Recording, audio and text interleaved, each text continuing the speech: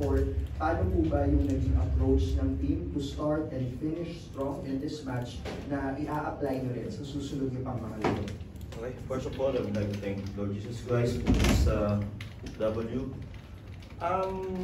We just try to focus on our defense and ball movement on this, yung break namin, yung 4 weeks preparation namin.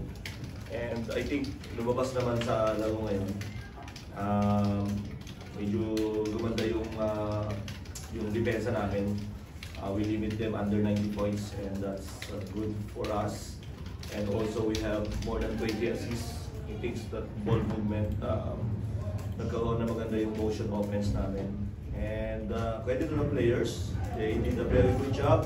In terms of preparation, they work hard every practice, and we try to give emphasis now on the small things, on the little things na medyo nakalimutan namin nung last conference. Plus the fact na we try to give pressure also to the medical staff to be healthy for this conference.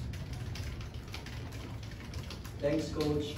Now, Xavier, Coach himself mentioned it.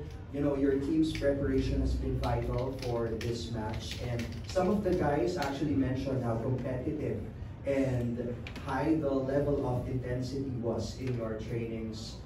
Could you attest to that, and how much did the team's preparation help, and how did it materialize today to get that win? Yeah, I think preparation is everything, you know. Especially when we play each game or each team one time in elimination, so every game is super important. And yeah, we go out and practice for sure, but you know that's what they say. You know, practice should be easier. I mean, harder than the games. So once you get into the games, you've been there before, you know. So yeah, I think the preparation is the key for us.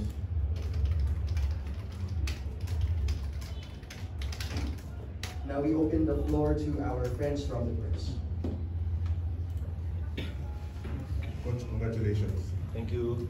Coach, nung Governor's Cup, medyo yung campaign nyo nun, marked kayo by import changes, then Commissioner's Cup after winning the opener, ecosystem kayo, then yun nga, injuries.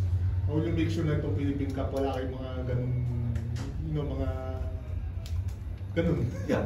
I think di namin kontrolado yung injuries eh. But sabi ko nga kanina, we're trying to give emphasis dun sa health ng mga players, yung health, yung recovery nila coming from sa preparation namin. We have 4 weeks na I think for me ang ganda ng preparation namin ngayon, and they're all healthy.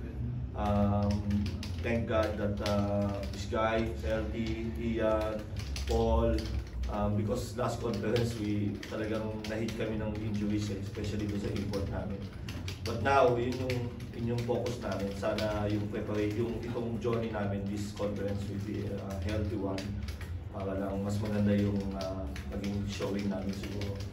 And also, sabi ko nga, we're trying to, yung mga ginagawa namin, bagong system namin on the defensive end, madagdagan pa ng more aggressiveness on dun sa backcourt, sa pressure namin sa ball.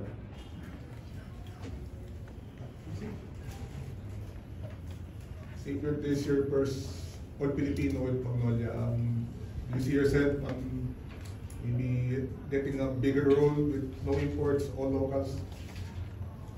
I think for me, I just try to take advantage of the opportunities I'm given. So I put in a lot of work to this game, you know, and all glory to God for giving me the skill and whatnot to be able to perform. And to be honest, whatever I can do just to help the team advance farther is the most important thing. So contributing in whatever way I can is really cool.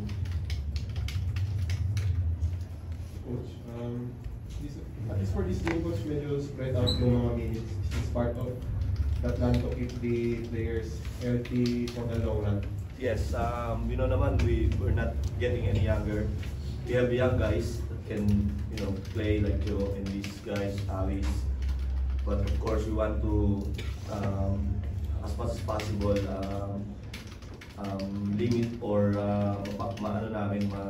ma-spread namin yung minutes ni Mark, ni Paul, ni Ian, Calvin, para lang pagdating ng mga playoff time, they're fresh.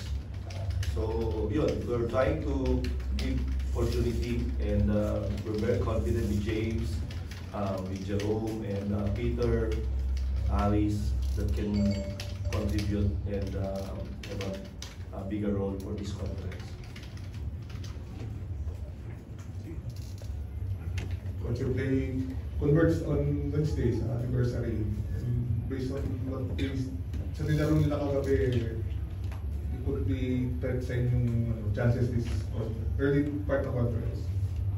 Yes, they are also very good team. They are well coached team, and I think we have to prepare hard for that game. And I think for the last two conferences, we have a hard time with Phoenix. Kaya kami nananalo sa kanila kahit sa tune-up.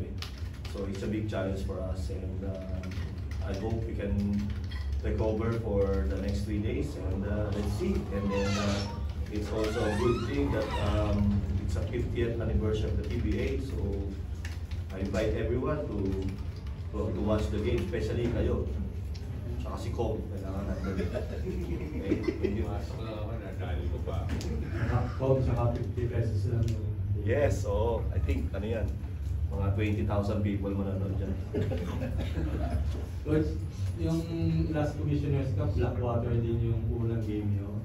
And dinalo nyo rin sila. Pastor, after that, sunod-sunod na yun. Yes, we're aware on that. Everyone aware on that. And we talk about starting strong and sustain it for this conference. This is the journey na sinasabi ko sa kanila na we need to learn from our experience. And I think hopefully the players will learn from the experience last conference.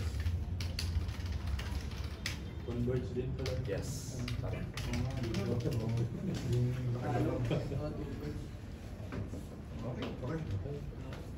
Thank you very much. Happy anniversary to everyone.